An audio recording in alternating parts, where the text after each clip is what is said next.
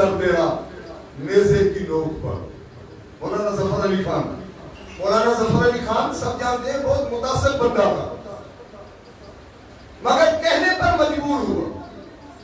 چل جائے کٹ کے سر تیرا نیزے کی نوک پر لیکن یزیدیوں کی اطاعت نہ کر قبول.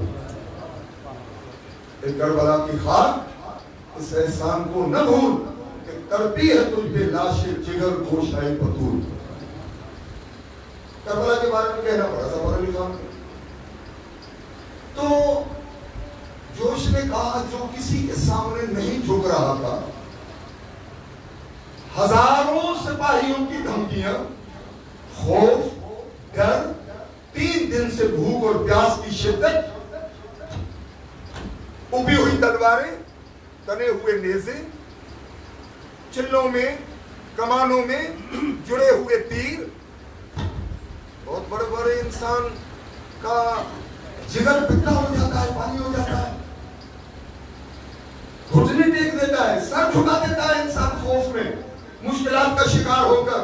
اور پھر بیٹوں, بھتیجوں, بھائیوں, یاروں انصار کی جنازوں کی قطاریں لگی ہوئی ہیں.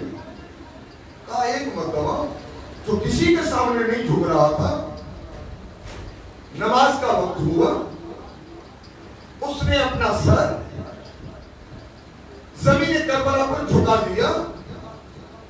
تو میں حسین سے بڑا متاثر تھا. اتنا بڑا انقلابی, اتنا بڑا بے باک اور نڈر انسان, اتنی بڑی صاحب استقامت ہستی کہ ہزاروں کا لشکر اور ہتھیار, بھوک اور پیاس کی شدت, اپنوں کی قربانیوں کے باوجود جو جھک نہیں رہا تھا. ایک مرتبہ میں نے دیکھا وہ جھک گیا اور آواز بلند ہوئی سبحان ربی الاعلی. تو میں نے سمجھا کہ جس کو کوئی نہیں جھکا سکتا وہ جھک گیا ہے. مجھے یقین کرنا پڑا کہ خدا ہے.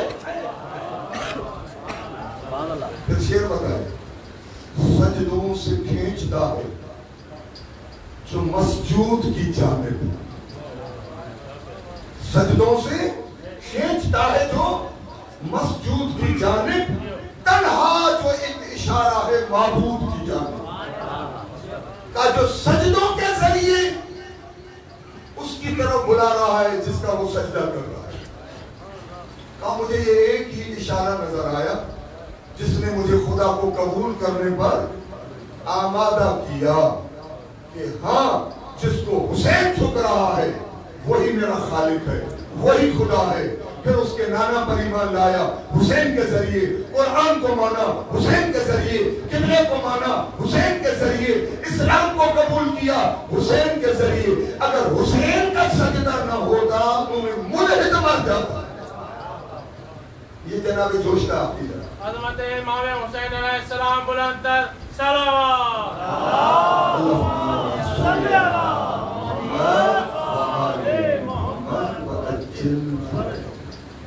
تو یہ تمام شاعر حسین,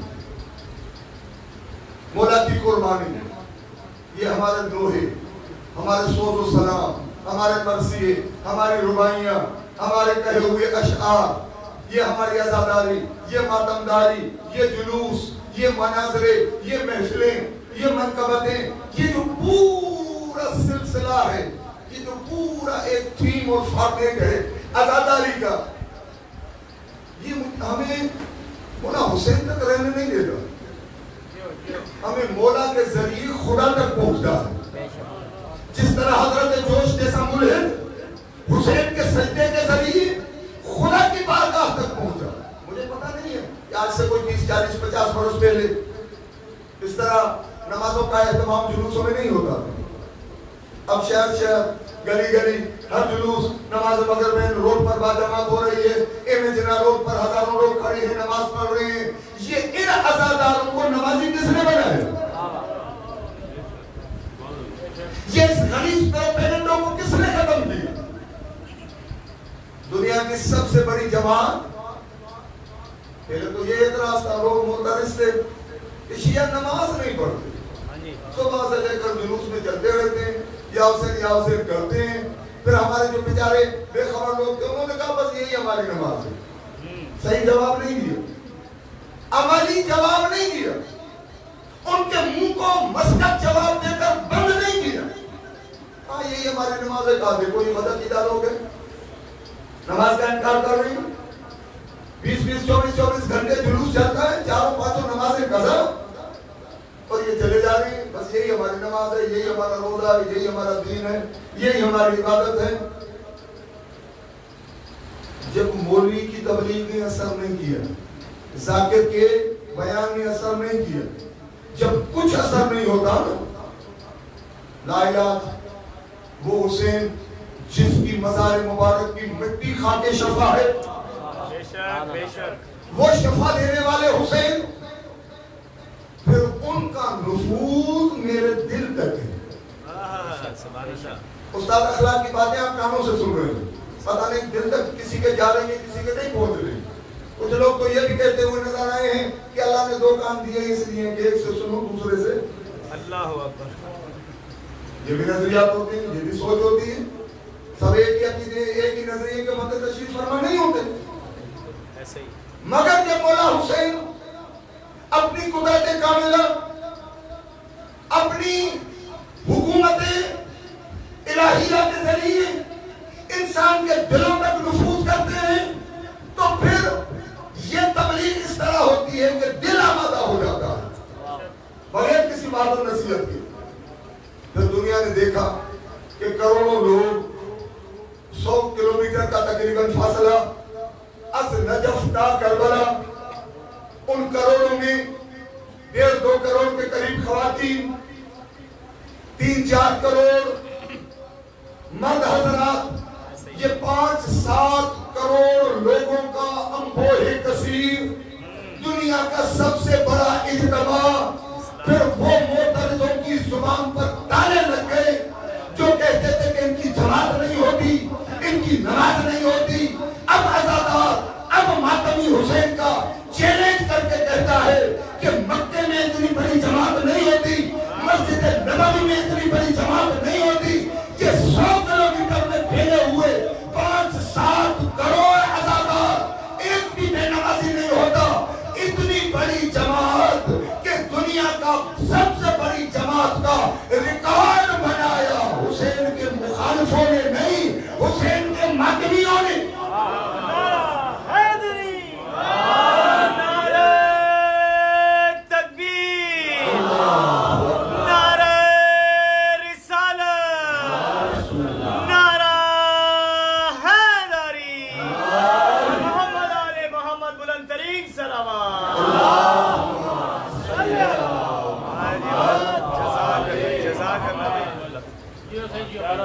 دنیا کا سب سے بڑا اجتماع نماز با جماعت کا عزاداروں نے برپا کیا عزاداروں نے دنیا کی سب سے بڑی جماعت بنا کر دکھائی کہ اگر میرے حسین نے نماز کی حفاظت کی تھی تو میں بھی نماز کا پابند ہوں ایک تانا تھا قرآن لوگ دیکھتے تھے حالانکہ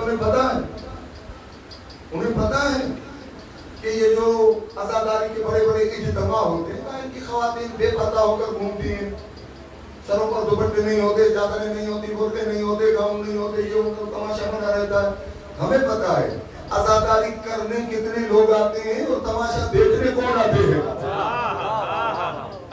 یہ بے پردہ بن سما کر ہماری بہو بیٹیاں نہیں آتی یہ تو وہ کربلا کے بعد شام کی بازار اور گلیوں کی یاد آج بھی تازہ ہوتی ہے کہ وہاں پر سید مظلوم بن کر ان کا قافلہ جا رہا تھا گریا و عزاداری کر رہے تھے اور شام کے تماشا دیکھ رہے تھے تو یہ بات صرف محدود شام کے بازار تک نہیں ہے آج حیدرآباد کراچی کے بازاروں میں بھی وہی تماشا موجود ہے کچھ شامیوں کے پیروکار ہیں کچھ حسینیوں کے پیروکار ہیں کچھ روتے اور ماتم کرتے ہیں کچھ تماشا دیکھتے ہیں ویڈیوز بناتے ہیں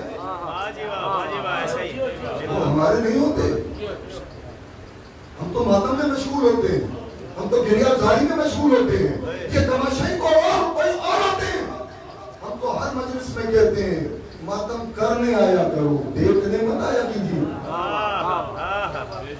دیکھنے والا کوئی اور ہوتا ہے عزاداری برپا کرنے والا غم حسین میں اپنے سینے پر ہاتھ مارنے والا یہ عاشق حسین ہوتا ہے یہ پیرو اہل بیت ہے تو پھر وہی مجھے 40 کی مثال دینی پڑ رہی ہے. کروڑوں کا نماز کا سب سے بڑا اجتماع نجف اور کربلا کے درمیان. دنیا میں باپ پردہ خواتین کا سب سے بڑا اجتماع نجف تھا، کربلا. کروڑوں خواتین بھائی، کروڑوں. سب پر قرآن رکھ کر کہو کہ کوئی ایک بچی، کوئی جوان خاتون، کوئی بڑھیا بے پردہ دیکھی؟ کسی کا سر ننگا تھا؟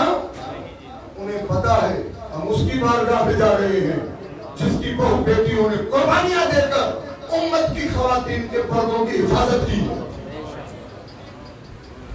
سب سے بڑا اجتماع باپ پردہ خواتین کا مولا حسین کی عاشقوں نے برپا کیا.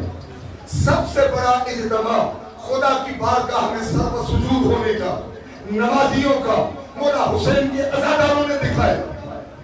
سب سے بڑی انسانی خدمت کی مثال. کیا دنیا خدمت کرے گی؟ کون سی NGOs ہیں جو اس انداز سے بھوکوں کی خدمت کریں، مہمانوں کی خدمت کریں؟ کروڑوں لوگ ہیں، 100 کلومیٹر تک ایک ریال یا ایک تومان خرچ نہیں ہوتا. جو چیز چاہتا ہے وہ دیا جاتا ہے. بھوکوں کو پالش کی جاتی ہے، پاؤں دبائے جاتے ہیں، پیر دبائے جاتے ہیں. کون ہے؟ مولا کا عزادار ہے. پوچھتے نہیں ہے تو ہندو ہے، مسلمان ہے، شیعہ ہے، سنی ہے. وہ کہتا ہے مجھے کچھ پتا نہیں، فقط یہ پتا ہے کہ تم مولا کی راہ کر رہی ہے. دنیا کی سب سے بڑی خدمت، دنیا کی سب سے بڑی جماعت، دنیا کا سب سے بڑا باپردہ اجتماع، اور پھر دنیا کا سب سے بڑا ریکارڈ ہے، دنیا کا سب سے بڑا پرامن اجتماع. چلتے ہوئے اگر کسی کا جوتی کا تسمہ ٹوٹ جاتا ہے تو وہاں پر وہ موچی بھی بیٹھے ہوئے ہیں، پتہ نہیں کون سے شہروں سے اپنا سامان لے کر وہاں پر آ کر بیٹھ جاتے ہیں کہ کسی عزادار کا تھیلا پھٹ جائے گا، کسی کی جوتی کا تسمہ ٹوٹ جائے گا اور اس کو چلنے میں دشواری ہوگی تو وہاں پر آپ کی جوتی کو ٹانکا بھی لگا دیتے ہیں، جوتا صاف بھی کر دیتے ہیں کہ جاؤ حسین سے دور نہ رہ جاؤ. میں نے اپنی آنکھوں سے دیکھا، آپ نے بھی دیکھا ہے، بہت سے جوان ایسے بیٹھے ہوں گے، مومنین تشریف فرما ہوں گے جو 40 کے سفر پر گئے ہیں، خدا نے سعادت نصیب کی ہے. جو نہیں جا سکے دعا ہے کہ خدا انہیں بھی سعادت نصیب کی. سوال یہ ہے کہ یہ سب اسباق، یہ سب درسائے حیات ہم نے کربلا نہیں دیکھی، ہم نے کربلا سنی ہے. کربلا دیکھی کا مطلب وہ شہر نہیں، 61 ہجری والی کربلا، وہ واقعہ، وہ قربانی ہم نے سنی ہے، دیکھی نہیں ہے. ہم تک کیسے پہنچی کربلا؟ نہ میڈیا، نہ اخبار، نہ میگزین، نہ ٹی وی، نہ ریڈیو، کچھ بھی نہیں تھا. کسی بڑے شہر میں نہیں ہوئی، اس وقت کربلا شہر تھا ہی نہیں. ایک لگودک صحرا، کوئی آبادی نہیں، چند لوگ ادھر ادھر بھٹکے ہوئے وہ بسے ہوئے ہیں، اور اس کے علاوہ کربلا میں کوئی آبادی نہیں ہے. ایک لگودک بے آب و گیا صحرا میں، مکے سے دور، کوفے سے دور، مدینے سے دور، بڑے بڑے شہروں سے بہت دور ایک حادثہ رونما ہوتا ہے. وہ تو وہاں دفن ہو جانا چاہیے تھا، مرد مار دیے گئے، خواتین قید کر لی گئی. یہ بات آج میرے پاس کہاں تک پہنچی ہے، کیسے پہنچی ہے؟ مجھے ہیروشیما یاد نہیں ہے، مجھے ناگاساکی یاد نہیں ہے جہاں پر ایٹم بم گرنے کی وجہ سے چند سیکنڈز میں 2.5 لاکھ سے زیادہ لوگ مر گئے تھے. مجھے نہ مرنے والوں کا پتا نہ مارنے والوں کا پتا. وہ جس پائلٹ نے بم گرایا تھا کون تھا مجھے کچھ پتا نہیں ہے. اکثر جوانوں کو یہ بھی تاریخ بھی پتا نہیں ہوگی، سن کس میں شاید نہیں پتا، وقت کیا تھا نہیں پتا.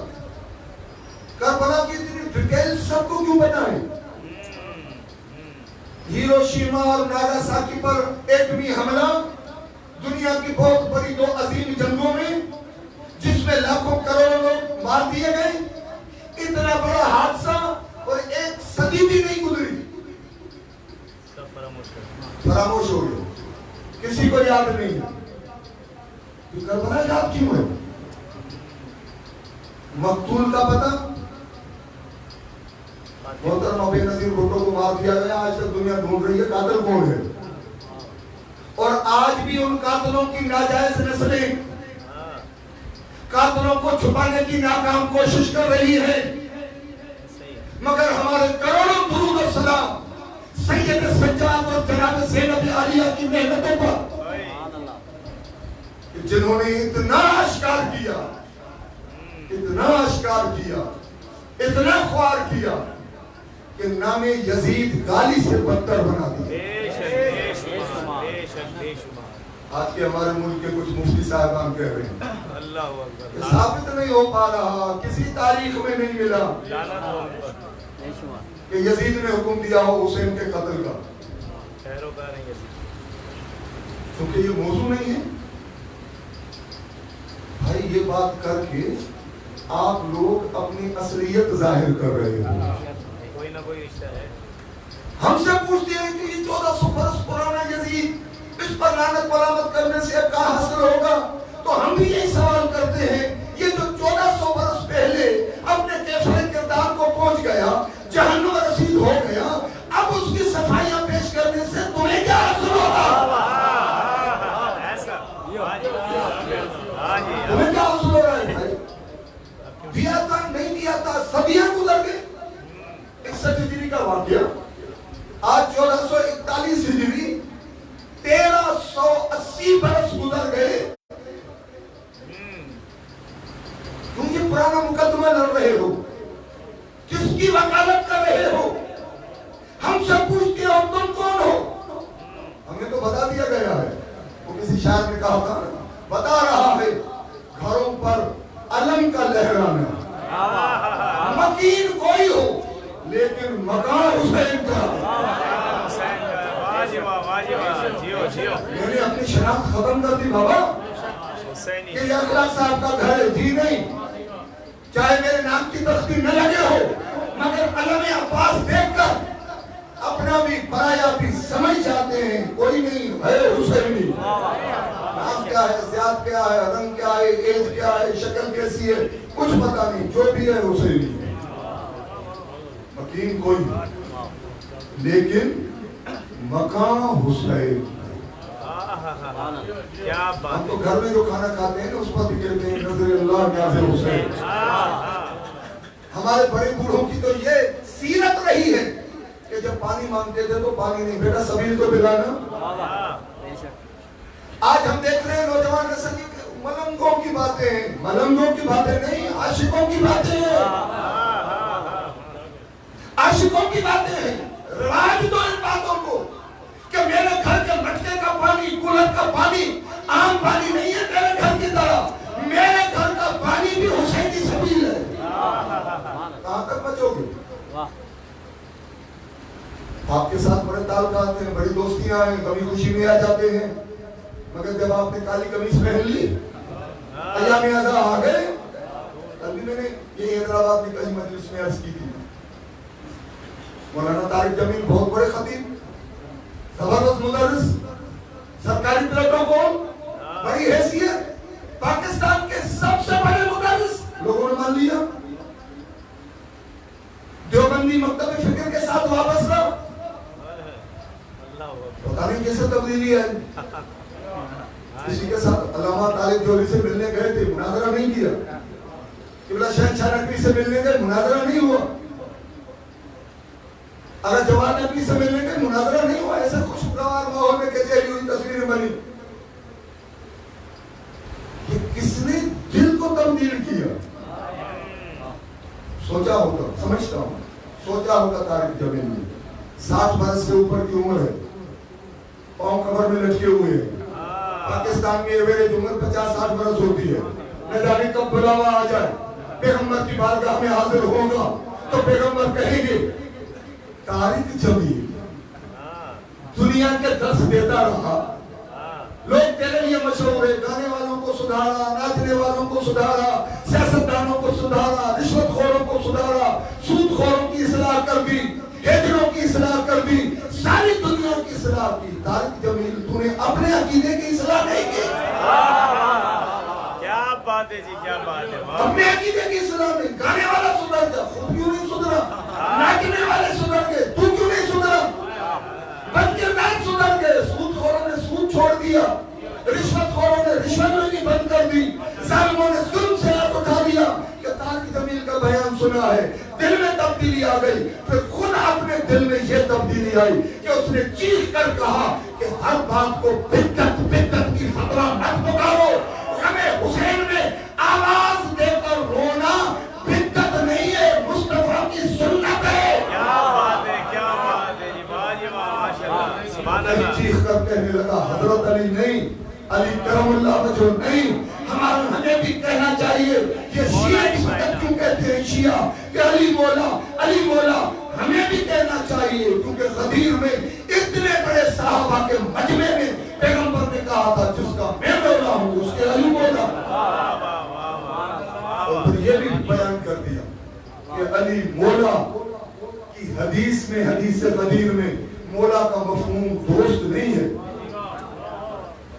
مولا کا مفہوم صاحب, حاکم, وارث, سربراہ, وہ ہستی کہ آپ کے امور جس کے ہاتھ میں, جس کی آپ کو پیروی کرنی ہے. تو اب کیا ہوا, نتیجہ کیا نکلا؟ جس طرح یزید کا دفاع کیا جا رہا ہے, بہت اچھے سے طارق جمیل, اگر کچھ خارجی عقیدے کے لوگ جن کے دلوں میں بغض اہل بیت چھپا ہوا تھا, بڑی تعریف کر رہے تھے. طارق جمیل بڑے اعلیٰ افکار کے لوگ آدمی ہیں, بڑی اچھا انداز بیان ہے, بڑے لوگوں کی اصلاح کر رہے ہیں. جب اہل بیت کے فضائل بیان کرنا شروع کیے, عظمت حسین بیان کی, حقانیت علی بیان کی, تو پھر وہی طارق جمیل لگتا ہے شیعہ ہو گیا. سب باتیں اچھی تھی, علی کی فضیلت ہضم نہیں ہو رہی, سب باتیں اچھی تھی, حسین کا سوچ سمجھ میں نہیں آ رہا. پتہ چلا طارق جمیل شیعہ نہیں ہوا, تم یزیدی ہو گئے ہو.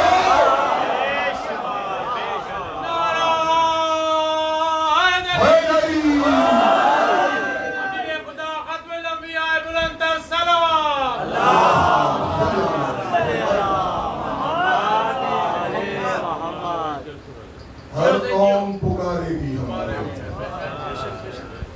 انسان کو بیدار کو ہونے دو. اس سے آگے بھی ہے ایک بات, تو فقط یہ کافی نہیں ہے کہ انسان بیدار ہو جائے, ضمیر جاگ گئے اور پکارنے لگے ہم آگے ہیں. جس سے بھی ملیے نا وہ یہی کہے ہم نہیں مانتے کیا, ہم بھی مانتے ہیں. آج امام سجاد کی شہادت آپ بھی مانتے ہیں, آپ کو تو پتہ نہیں ہے. امام محمد باقر کی ولادت آپ کو تو پتہ نہیں ہے. امام موسیٰ کاظم کب شہید ہوئے, کب ان کی میلاد مسعود ہے, آپ کو تو پتہ نہیں ہے. آپ کس کو مانتے ہیں؟ یہ جو بھی مانتے ہیں, ان کے ماننے یا نہ ماننے سے فرق کیا پڑتا ہے؟ کوئی نہیں جی, کوئی نہیں. ابھی بھی میں آ رہا تھا, ایک بہت بڑی بارات جا رہی تھی قاسم بن پیٹ کی جانب, بلکہ کل بھی میں مجلس پڑھ کر جب واپس جا رہا تھا تو وہاں پر سینکڑوں گاڑیاں کھڑی تھی, ضربت لباس پہ حیدر چوک پہ فنکشن ہو رہا ہے. حیدر چوک پہ فنکشن ہو رہا ہے. اللہ ہو, بالکل واقعی سے ابھی ہم گزرے تھے وہاں سے, بالکل فنکشن ہو رہا ہے, گانے بجانے کی محفل ہو رہی ہے, میوزک بج رہا ہے, بڑے آواز سے, بڑے ڈیک رکھے ہوئے ہیں.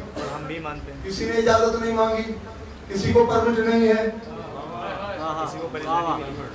میں یا حسین کہوں تو سوچے صاحب پہنچ جاتے ہیں, کس سے پوچھ کر یا حسین کر رہے ہو.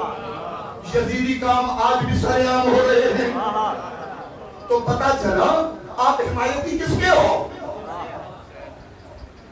آپ حمایتی کس کے ہو. شادیاں ہو رہی ہیں, بیان رچائے جا رہے ہیں, خوشی کی محفلیں ہو رہی ہیں, ان میں نہ جانے کتنے ناجائز کام سر انجام دیے جا رہے ہیں. وہاں کی بے پردگی کسی کو نظر نہیں آتی، وہاں کی بے حیائی کسی کو نظر نہیں آتی، اگر آگے بڑھ کر کہوں وہاں کی بے غیرتی کسی کو نظر نہیں آتی۔ تو پتہ چلا مولا امام حسین کہتے ہیں مشکل کچھ نہیں ہے، کہتے ہیں مشکل حل نہیں کرتے، اتنی بڑی مشکل میں تو آپ کے ظاہر کو دیکھ رہا ہوں، آپ میرے ظاہر کو دیکھ رہے ہو، حسین اتنے بڑے مشکل کشا کے مشکل کشا فرزند ہے کہ حسین آپ کے اندر کا آئینہ دکھا دیتے ہیں، حسین کافروں میں چھپے ہوئے مومنوں کو بھی ظاہر کرتے ہیں، اور مسلمانوں کے گھروں میں پڑے ہوئے کافروں اور یزیدیوں کو بھی حسین ظاہر کرتا ہے۔ کوئی ڈی این اے نہیں بتا سکتا، کوئی یہ بات بھی نہیں بتا سکتی کہ اس کے خون میں یزیدیت ہے یا اس کے خون میں حسینیت ہے۔ حسین کی عزاداری پیغمبر نے تو 1400 سال پہلے کہا تھا نا، آخری بات اور زحمت تمام 1400 برس پہلے کہا تھا کہ مومن اور منافق کی پہچان ذکر علی، مولا کا ذکر کرو پتہ چل جائے گا، پتہ چل جاتا ہے۔ مگر میں تو کہتا ہوں مولا حسین تیری عظمت کے قربان، آپ کے نانا نے تو مولا علی کے ذکر کو مومن اور منافق کی پہچان بتائی، وہ کبھی ہوتا ہے کبھی نہیں ہوتا، مگر آپ نے اپنی عزاداری کے ذریعے اپنی ہر عزاداری کے نشان کو مومن اور منافق کی پہچان کا ذریعہ بنا دیا۔ بھارتیوں کے جھنڈے اعظم، سیاسی جھنڈے اعظم، مولویوں ملاؤں کے جھنڈے اعظم مدرسوں پر سج گئے، مسجدوں میں آ گئے، گھروں میں آ گئے، سینوں پر بیج بنا کر جھنڈا لگا دیا، مگر نہیں ہضم ہوتا تو حضرت عباس کا عالم، اس پر اعتراض، سب کا کھانا کھا لیتے ہو حسین کا کھانا نہیں کھاتے، سب کا پی لیتے ہو حسین حرام پی لیتے ہو، ہماری دودھ کی سبیل ملک روز نہیں پیتے، اور مسلمان تیری غیرت کو شرم آنی چاہیے۔ یہ حسین ہے جو مومن اور منافق کی پہچان کبھی ایک گلاس سبیل بتا دیتا ہے، دنیا کی کوئی لیبارٹری نہیں ہے، حسین نے عزاداری کے نام پر انٹرنیشنل لیبارٹری کھول دی کہ آؤ سبیل باتیں پتہ چل جائے گا۔ کالے کپڑے لے کر آ جاؤ پتہ چل جائے گا، پیاز بانٹنی شروع کرو پتہ چل جائے گا، عزاداری کا جلوس نکالو پتہ چل جائے گا۔ مجھے نہیں پتا کس کس کی بہو بیٹیاں صبح شام رات کو 10-11 بجے تک ریشم گلی میں بے پردہ گھومتی ہے، مگر باپ اجازت نہیں دیتا، نہیں بیٹا مجلس میں نہیں جاتا۔ کیا ہوتا ہے مجلس میں؟ قرآن پڑھی جاتی ہے، احادیث بیان کی جاتی ہیں، اہل بیت کے فرامین بیان کی جاتی ہے، بعض و نصیحت ہوتی ہے، مگر پتہ چل جاتا ہے کہ منافقت کہاں چھپی ہوئی ہے۔ ہر چیز برداشت، شاعر حسینی یزیدی نسل کو برداشت نہیں، شیعہ سنی کا مسئلہ ہے ہی نہیں، یزیدیت الگ مذہب ہے، الگ مکتب ہے۔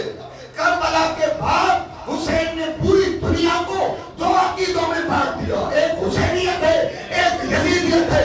کبھی ہندو بھی یا حسین کہہ کر حسینی لشکر میں شامل ہو جاتا ہے، کبھی ملا کے گھر میں پلنے والا بیٹا بھی حسینیت سے نفرت کر کے بتاتا ہے کہ میں یزیدی ہوں۔ پہچان حفظ قرآن نہیں ہے، قاری قرآن ہونا نہیں ہے۔ مجھے پتا ہے پتہ نہیں کتنے حافظ قرآن لشکر یزید میں موجود تھے، تحقیق کے لیے کی تو یہ بھی پتا چلا کہ ہرملہ علیہ اللعنت والعذاب جس نے حضرت علی اصغر کو تیر مارا حافظ قرآن اکثر مقتل والوں کا ہرملہ حافظ نہ صرف حافظ قرآن تھا بلکہ جب تیر پھینک رہا تھا سورہ یاسین کی تلاوت کر رہا تھا۔ یاسین والقرآن الحکیم انک لمن المرسلین علی صراط العزیز الحکیم۔ کون؟ ہرملہ حسینیت اور یزیدیت کی پہچان. سلامت رہو عزادارو. ماتم کرنے والوں آپ پر کروڑوں درود و سلام. بس ایک خیال کیجئے گا, کبھی مقصد حسین کو نہ بھلائیے گا, ورنہ آپ کا ہر عمل اتنا خالص ہے, اتنا خالص ہے کہ خاموش ہو کر بھی بتاتے ہو کہ میں حسینی ہوں. مجھے پتہ ہی نہیں تھا کہ یہ کوئی عزادار ہے, آفس میں کام کرتا ہے, کلرک ہے. کبھی تعارف نہیں ہوا, کبھی مذہبی کچہری نہیں ہوئی, بات چیت نہیں ہوئی. محرم کا چاند دکھا, پہلی محرم کو آیا, سیاہ لباس میں, کوئی بینر ہاتھ میں لے کر نہیں آیا, سینے پر کوئی اسٹیکر سجا کے نہیں آیا کہ انا مجنون الحسین, انا زوار الحسین, کچھ نہیں کہا. خاموشی آ کر اپنے کام میں لکھنے پڑھنے میں مشغول ہو گیا, کمپیوٹر پر بیٹھ گیا. میں نے دیکھا کہ پورے آفس میں جہاں 100-150 بندے کام کر رہے ہیں, وہاں پر 6-7 ایسے ہیں کہ جن کو سیاہ لباس زیب تن ہے. میں سمجھ گیا یا سلام مولا حسین میری ثقافت پر خاموشی کے ساتھ اعلان کر رہا ہے کہ عزادار ہوں, عزادار. بہت بڑی تبلیغ ہے مومن, بہت بڑی تبلیغ. اس تبلیغ سے ہاتھ مت اٹھائیے لوگ کہ لوگ کیا کہیں گے. کافر سے بڑا لقب کیا دیں گے لوگ؟ پاگل, بت پرست. مگر آپ نے اپنی روش تبدیل نہیں کی. کیوں؟ اس لیے کہ آپ کو پتا ہے کہ میری نجات کے ضامن یہ زمانے کے لوگ نہیں ہیں. میری نجات کی ضمانت مادر حسین کے ہاتھ ہو. یہ جلوس کیوں, ماتم کیوں, یہ سینہ کو بھی کیوں؟ اس لیے رہبر معظم حضرت آ گیا سید خامنئی, خدا ان کی عمر دراز فرمائے. انہوں نے اپنے خطبے میں ارشاد فرمایا کہ خبردار کبھی یہ جلوس عذاب بند نہیں کرنا. تو کسی نے کہا کہ باہر ہم کیوں نکلتے ہیں؟ کہا یہ جلوس نکالنا سوال پیدا کرتا ہے. اگر آپ جلوس نکالنا بند کریں لوگ پوچھنا بند کر دیں گے. جب کہیں 4 بندے جمع ہوتے ہیں سوال ہوتا ہے کیوں نکلے ہو؟ کہا یہ آپ کا جلوس حسین کی حقانیت کا جواب دینے کے لیے سب سے بہترین وسیلہ ہے. آپ نکلو گے تو پوچھا جائے گا نا کیوں نکلے ہو, کیا مسئلہ درپیش ہے آپ کو, رو کیوں رہے ہو, پیٹے کیوں جا رہے ہو. جب پوچھا جائے گا تو آپ بتائیں ہمارے ساتھ کیا ظلم ہوا, کیا زیادتی ہوئی. بتائیے. پھر رہبر معظم نے فرمایا کہ جس طرح ہم سب میں نے کتاب دان کو جملے عرض کیے تھے کہ 1,24,000 پیغمبروں کی محنت اور دین مبین اسلام بچا ہے قربانی مولا حسین کے صدقے میں. یہ تو سب کہتے ہیں, مگر آگے بڑھ کر عزاداروں آپ کو یہ بھی کہنا چاہیے, برملا اظہار کرنا چاہیے کہ اگر حسین کی قربانی نہ ہوتی تو اسلام کربلا میں 61 ہجری میں دفن ہو گیا ہوتا, اور اگر زینب و سجاد کی قربانی نہ ہوتی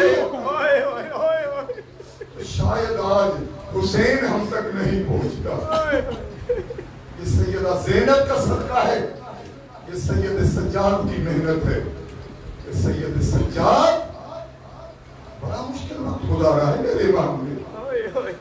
یہ آپ کی آج کی مجلس منسوب ہے مولا سے. سید الساجدین, سجدہ گزاروں کے سردار, زین العابدین, جس خاندان میں علی جیسے عبادت گزار ہوں اس عبادت کی زینت, وہاں پر سجدہ گزاروں کی زینت مولا حسین ہی نہیں. مولا علی کا سر سجدے میں کٹا, ضرب لگی, مگر سید الساجدین علی نہیں. مولا معاف کیجیے گا جی, آپ کے پوتے نے کیسے سجدے کرتے ہیں. اس لیے عزادار ہو, اس لیے اجرکم اللہ, اجرکم اللہ. میں دیکھ رہا ہوں جوانوں اور مومنوں کی آنکھیں بھر آ گئی ہیں. ارے چند دنوں کے بعد اپنے باپ اور بھائی کی میت بھول جاتی ہے. یہ کربلا کیسی ہے؟ پتہ چلا یہ دعائے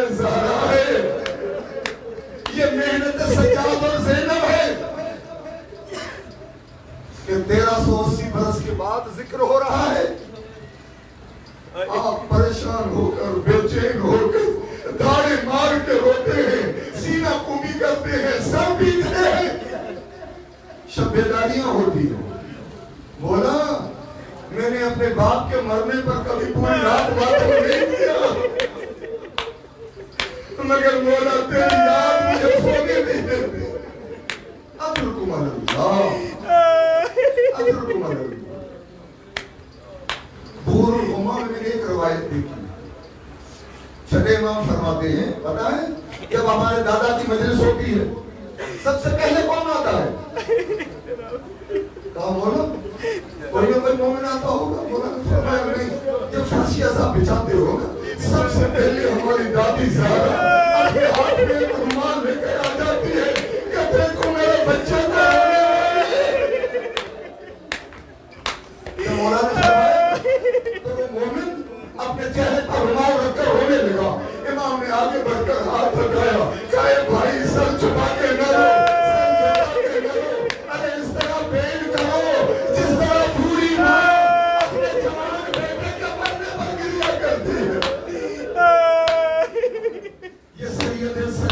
کی محنت. کون سا سچا جس نے امامت کی پہلی فتویٰ کب دی؟ کسی امام نے, کسی معصوم نے اپنے امامت کا منصب سنبھالنے کے بعد پہلی فتویٰ اتنے مشکل حالات میں نہیں دی ہوگی.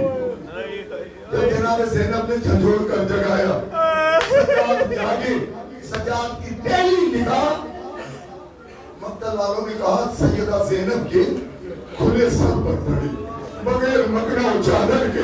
سجاد نے زندگی بھر 25 برس اپنی پھپھی اماں کا سر بغیر چادر کے نہیں دیکھا تھا. آج جو نگاہ اٹھائی یہ نہیں پوچھا کہ اماں چادر کہاں گئی, نہیں, اللہ تو سوال کیا کیا, سوال کیا پھپھی اماں چچا عباس کہاں چلے گئے. بیٹا زیادہ سوال کرنے کا وقت نہیں, خیموں میں آگ لگی ہوئی ہے, سکینہ کا دامن جھلس گیا ہے, ہمارے کرتوں میں آگ پھینک رہی ہے. بیٹا جلدی سے بتاؤ چل کے مر جائے یا بغیر مکنا و چادر کے باہر آئے. پہلی فتویٰ تو یہ تھی. کسی معصوم پر اتنا مشکل اور کڑا وقت نہیں ہے. 11 محرم دن چڑھا. آپ کو پتا ہے 8080 یزیدیوں کے دن کے بھوکوں اور پیاسوں نے فرار کیا تھا. 8080 یزیدی قتل ہوئے تھے پیاسوں کے ہاتھوں سے. جب دن چڑھا شمر اور ابن سعد نے اپنے جہنمی مقتولین کو غسل بھی دیا, کفن بھی پہنایا, ان کی نماز جنازہ بھی پڑھی, قبریں کھودی گئی. سید سجاد دور سے دیکھ رہے تھے, یہ منظر دیکھ رہے تھے. ایک مرتبہ چیخ ماری, سجاد بے ہوش ہو گئے. حضرت زینب عالیہ قریب آئی. جب قریب آئی نا بی بی نے محسوس کیا کہ سجاد کی روح پرواز کرنے لگی ہے. ایک مرتبہ بیمار بندی کے دل کو جگایا, کہا بیٹا سجاد ارے ابھی سے ساتھ چھوڑے جا رہے ہو, ابھی تو کفار شام کی بازاروں میں چلنا ہے. ایک مرتبہ آنکھیں کھولی, کہا ماں وہ بیٹا کیسے زندہ رہے, ارے باپ کا جنازہ بغیر غسلوں کا بن کے دیکھ رہا ہوں.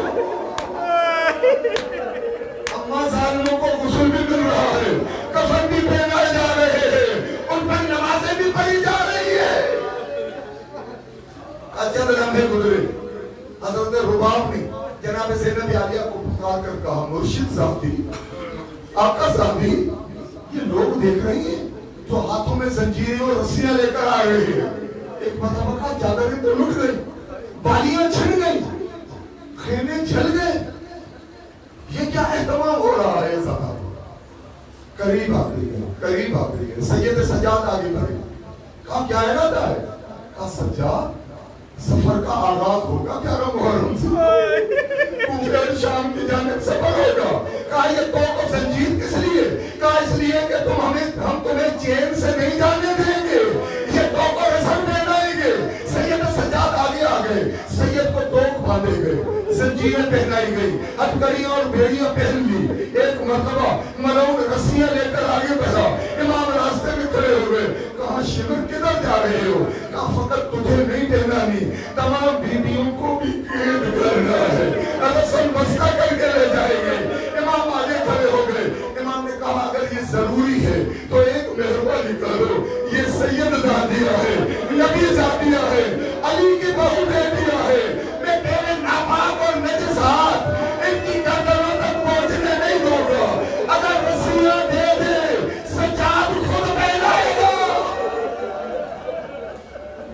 अज़ादारों, किसी नबी, किसी इमाम, हाय मेरे मौला सज्जाद अपने हाथों से दुखी ज़ैनब को रस्सियां बांध रहा है, हज़रत रुबाब को कैद कर रहा है, मलऊन साथ साथ है।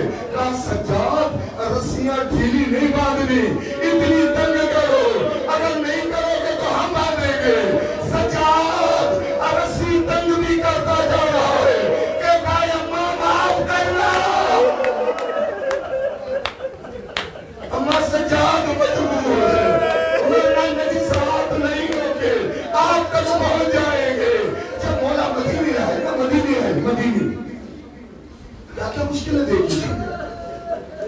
मौला की एक ऊंटनी थी जिस पर रवायतें हैं कि 25 हज फरमाई थी। इमाम मोहम्मद बाक़र फरमाते हैं बाबा ने उस सादतमंद ऊंटनी को कभी मुंह पर भी हाथ से या चाबुक से चोट नहीं मारी। हम कहते थे बाबा इस ऊंटनी का इतना एहतराम। कहा मेरे नाना का फरमान है कि जानवर के भी मुंह पर चाबुक रस्सी न किया करो, कि जानवर भी अपने चेहरे से अल्लाह की इबादत करता है। उसी सज्जाद ने जिसने कभी ऊंटनी को नहीं मारा, अपनी आंखों से देखा सकीना को तमाचे मारे गए, ज़ैनब को तोड़े पड़ रहे हैं। सज्जाद देखता रहा, जो जानवर को मारना पसंद नहीं करता। एक रवायत और ज़हमत तमाम जितना रो सकते हैं, बीबी रुमाल लेकर आपके अश्क समेटने के लिए आमादा है कि मेरे बच्चे के आज़ादार हो। सैयद सज्जाद से पूछा बोला सबको रस्सियां पहनाई? इमाम रोते हुए कहते हैं हाँ सबको पहनाई। कहा बोला सबसे मुश्किल कहाँ महसूस हुई? सबसे बड़ी मुश्किल कब महसूस हुई? इमाम ने फरमाया सबको पहना कर। आखिर में उस बीवी के पास पहुंचा जिसका सर सफेद था, असा की टेक पर खड़ी थी। कहा वो बुढ़िया कौन थी? कहा अम्मा फिजा थी, अम्मा फिजा थी। जब रस्सी लेकर उनके पास गया, कहा अम्मा फिजा तू हजरत ज़हरा की कनीज है, मेरे नाना तुझे बेटी कहा करते थे, अम्मा माफ करना, सज्जाद मजबूर है। कहा दूसरी मुश्किल, कहा जब फिर रस्सी लेकर मैं सैयदा सकीना के करीब गया, सैयदा सज्जाद ने सकीना को सीने से लगाया। कहा सकीना सकीना बाबा से शिकायत न करना। अरे सज्जाद मजबूर है, सज्जाद मजबूर है कि मैं तुझे रस्सी लेकर रहा हूँ। सकीना शिविर साथ बना था, आखिरी जुमला मलम साथ बना था। कहा सज्जाद तूने सकीना के गले में रस्सी बहुत ढीली बांधी है, इसे